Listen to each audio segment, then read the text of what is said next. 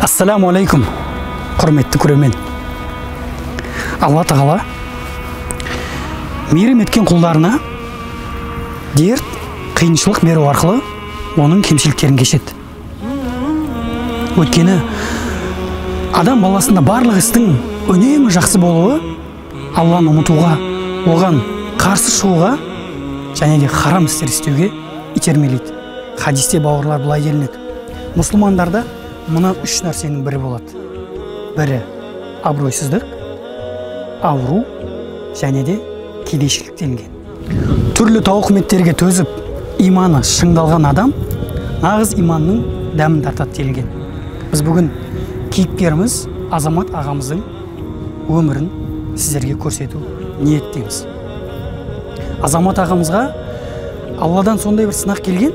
Ол сынақ ағамыздың екі аяғынан және де оң қолының саусақтарынан айырған. Ендеше ағайын, бар ман-жайды ағамыздың өзінен білейік. Күніңізді қалай бастайсыз, Азамат аға?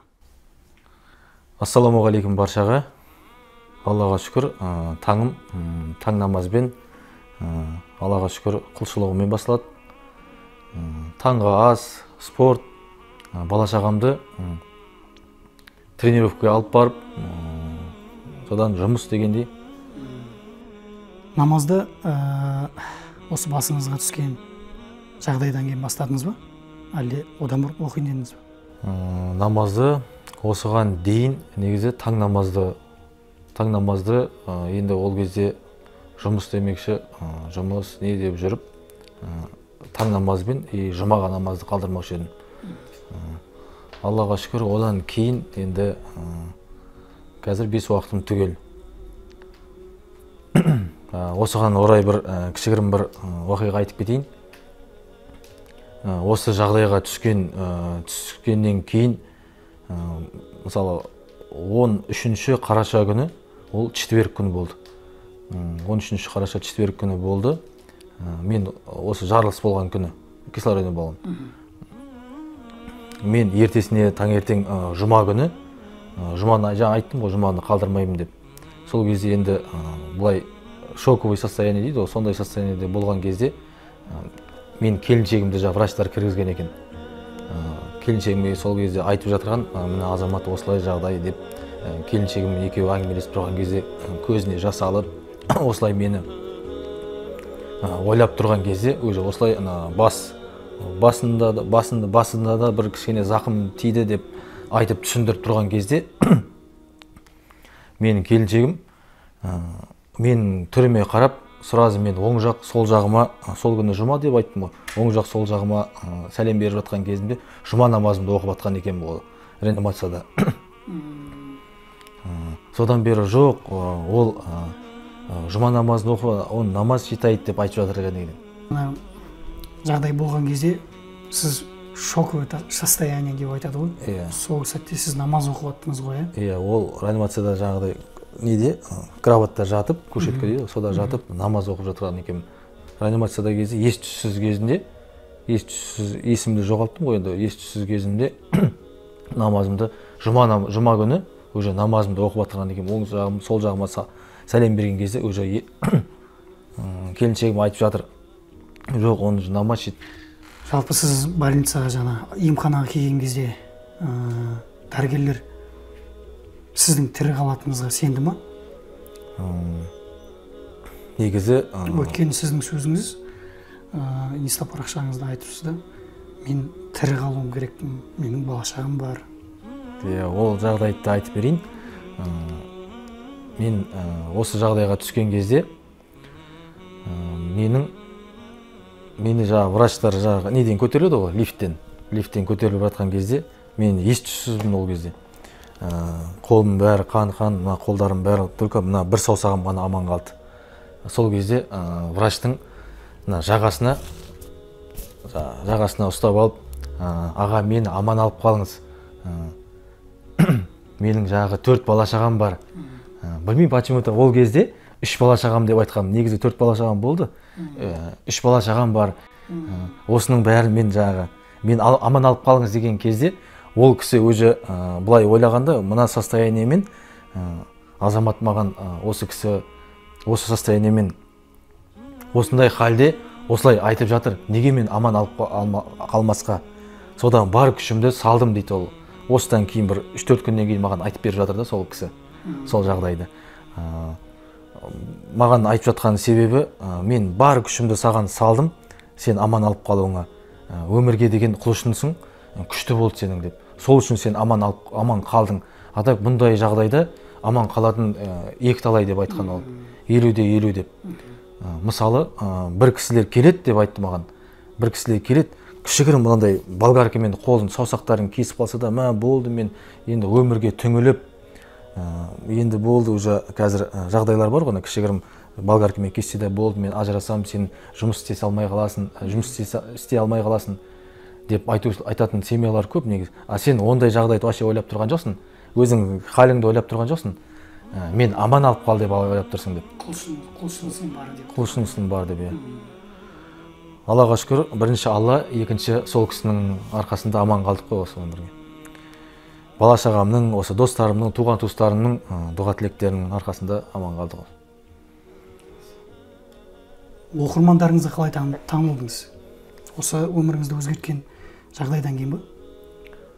Жоқ, дұрыс сұрақ қойдың. Оқырманыма осындай жағдаймен негізі енді қатты танылдым деп айта алмаймын. Енді 160-тан қазір көп шығады мүмкін. Мен көргенде 160-қа жақын оқырмандарыңыз бар. 160 мың, жалпы аз емес қой. Осы қатты енді танылдым деп жаңа айтып жатырмын ғой, танылдым деп айта алмаймын. Енді кішігірім ақырындап Инстаграмда қазір 179 мың оқырман бар. Аллаға шүкір. 2017-те спортқа келдім. 2018-де уже мен осындай жаңа марафонға қатыстым, медеуде. Марафонға қатысқан кезде, сол кезде Эльмира Ешниязова деген қайырымдылық қорының апайы, сол кісімен танысып қалдым. Ол кісі де потом танысып қалғаннан кейін мені кішігірім парақшасына салып, сол кезде оқырман жиналды кішігірім. Аллаға шүкір, қазір мына не дейді, қанша оқырмандар, сол кезде видеоға сіздің видео салғаныңыз, каждый оқырман маған жағы жылы лебіздер қалдырып жатыр. Яғни оларға мотивация ғой. Мотивация деп жатыр. Қанша мотивация деп жатыр, енді соған қарай бізде уже кішігірім тіріле бастадық. Адамдарға кішігірім мотивация түсіреміз деп. Досында мотивация деп айтатын себебім, жаңа мотивация деп, мен келіншегім негізі осы стресстен шығамыз деп, мотивационный жаңағыда ютубтан қанша жаңа Айнұр Тұрсынбаева деген кісіні тыңдап, мен сол кезде айтушы едім, не істейсің ол кісіні тыңдап, біз оны негізі мотиватор деп ойламадым басында. Басында ол кісіні айтыскер жалпы ол кісі айтыскер ғой? Айтыскер ғой, айтыскер айтысын постоянно көруші едім ол кезде. Уже мотиватор деп келіншегім айтқан кезде. Кітабын оқыдыңыз ғой? Кітабын одан кейін оқыдым. Басында ол кісіден ютубты қарап жүріп, кейінде ақырында өзімде кірісе бастадым сол кітапқа. Мотиватор сол кісіні оқу. Аллаға шүкір, сол кісінің себепші болып. Айнұр әпкеміз себепші болып отыр ғой? Себепші болып отыр. Ол да айтады, міне сен түсір, саған қарап адамдар кәдім кішігірім тіріліп жатыр. Қанша адамды, семьяларды аман алып қалып жатсың. Ана жерде қанша, шыны керек, қанша жылы лебіздерді естіген кезде, сол мен күш алып, қанша семьяларымды сақтап қалып жатыр, қанша адамдардың семьяларын сақтап қалып жатырмын. Аллаға шүкір. Соғанда мен өзім тіріліп, неге менен де осындай шығады ғой деп, осындай жүргізіп, менде осындай видеолар түсіріп, кішігірім менің де бастамам осы, менде кішігірім оқырманым көбейсе, кішігірім қайырымдылық істерге. Содан басталды, иә? Содан басталды. Оқырмандарға сол сәттен басталды. Сол сәттен басталды, иә. Осы оқиғадан бері 7 жыл өтті. 7 жыл бұрынғы азамат дәл қазіргі алдында отырған азамат па? Яғни рухани тұрғыдан айтамын да. Аллаға шүкір, сол азамат, қазіргіде азамат, ол кездегі азамат, екі аяғы сау азамат, қазіргі азамат терминатор азамат дегенде ғой. Кішігірім мына балдардың барлығы мені көрсе болды, терминатор келе жатыр дейді. Ренжімейсіз? Жоқ, ренжімеймін ондай. Оған өзі ақырындап үйренісіп бастадым. Сол кезде балдарға айтам кішігірім, аға сіздің аяғыңызға не болды десем, мен айтам, арақ ішсең, темекі шексең, осындай жағдай боласың деп. Кішігірім маған айтып қоямын солай. Жалпы көшеде қолмен көрсетіп жатса, балалар болады ғой, енді олар білмейді ғой, үлкен кісілер сияқты ойлай алмайды. Келіп жүгіріп келіп аяғыңызды көрсетіп жатса, оған ренжімейсіз, ешқандай көңіліңізге тимейді. Жоқ, ол әлде бола ма бір көңілге болмай жүрген кезде кейде? Басында енді бәріне үйренісу оңай болған жоқ. Басында барлығы қарағаннан өзің көңілге алып бастайсың. Ал қазір бұл Алланың сынағы екенін біліп түсініп, Аллаға шүкір, қандай да бір қазір сынақ келсе де қуана қарсы алам. Ол сынақтың артында екі жақсылық бар екеніне қазір өзі көзім жетіп отыр. Сол кезде, сол сәтте, сізді емханаға апарған сәтте айттыңыз өзіңіз, аяғыма қайта-қайта қараймын. Сосын мен не үшін тірі қалдым? Менің енді кімге керегім бар? Сол жаңағы сынақ келген сәттегі эмоция деп айтамыз ба? Сол болды ма? Қазір ол сөзіңізге өкінесіз ба? Ол негізі баршаның басына бұндай сынақ бермесін. Бұл сынақ енді Алланың сынағы ғой. Ол сынақ әркімнің басына келген кезде барша адам сөйтіп өкінеді деп ойлаймын. Басында барлығы сондай болды, өкіндім. Мысалы, сол емханада жатқан кезде, ес-түссіз жатқан кезде аяғымды көтерем. Аяғым көтерген кезде аяғымды мимен көтереміз ғой. Аяғымда ештеңе болмағасын, гипс, жан-жағын бәрі қан не болғаннан кейін былай қараймын да өзі тағы ес-түссіз 2 сағатқа комаға кетем. Сол кезде өзі өкінген кезім сол кезде болды. Қазір Аллаға шүкір, өкінгенде барша адамдар өкінеді ғой енді ол жағдайда. Қазір қандай сынақ келсе де қуана қарсы аламын. Таңымды таң намазбен бастаймын. Аллаға құлшылық жасаумен бастаймын деп отырсыз. Сол намаздарда Алладан нені сұрайсыз көбіне? Негізі ол сұрайтын нәрселер көп қой. Бірінші елімнің аман, жұртымның тыныштығын, әке-шешемнің амандығын, осы бала-шағамның қызығын көруге нәсіп етсін деп айта берсек көп ол. Аға, спортқа қалай келдіңіз? Спортқа негізі мен басынан айтып берейін. Негізі тілімізден жақсы сөз шығу керек қой. Басында осы өмірге келген кезде анамнан сұрадым. Мен бәрібір мен чемпион боламын деп. Спортқа келесің деп басында айтқам анама. Сол кезде мен өзім 4 әпкем бар, ең кішкентай мен болам. Содан кейін ол не істеген? Мен бір ұлым бар ғой деп, ол қорқыныш болған ол кісіде. Менің анамда қорқыныш болғаннан кейін мені спортқа жібермеді. Мына спортқа барам, жоқ. Енді ана дегенде қорқыныш болады ғой. Сол кезде мені жібермей, енді Алланың сынағы ғой.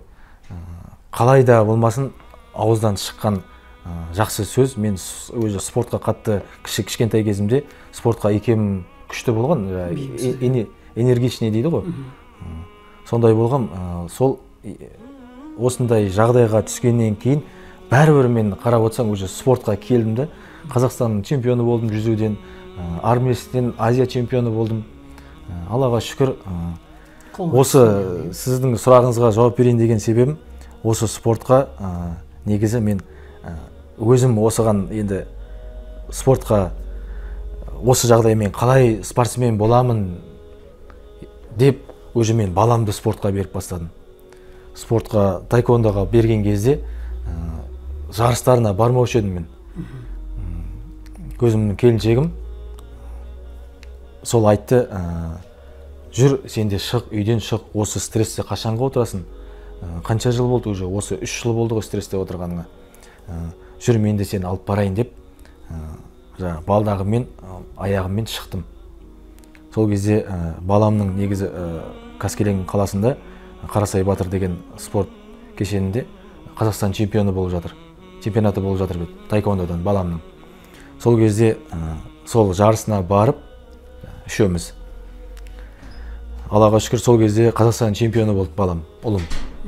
Содан қуана қылып шығып келе жатқан кезде артымнан осындай жерімнен ұстайды бір кісі. Арт жағымнан былай қолымнан ұстады. Азамат, сен спортсменсің ғой нағыз деп.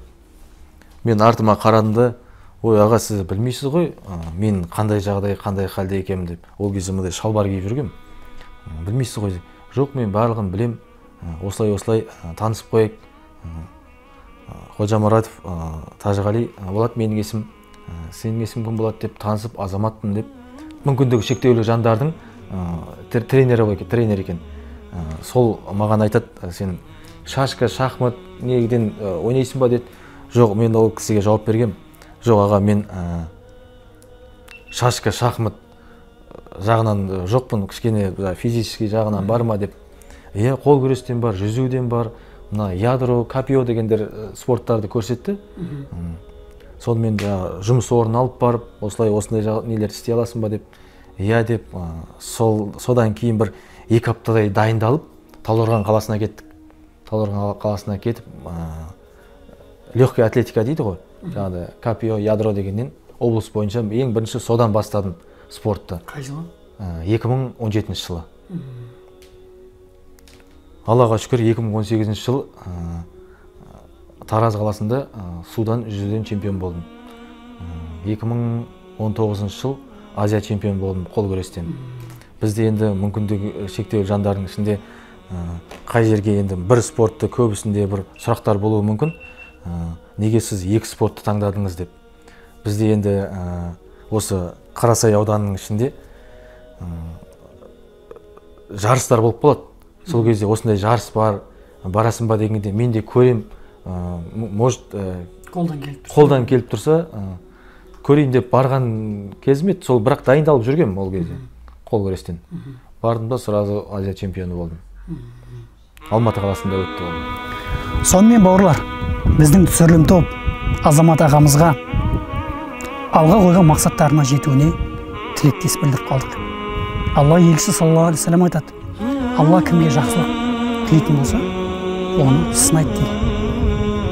Алла тағала баршамызды сабырлы, шүкірлі пенделерінің қатарынан қылсын. Сынағының хайры мен жеңілдігін берсін. Амин.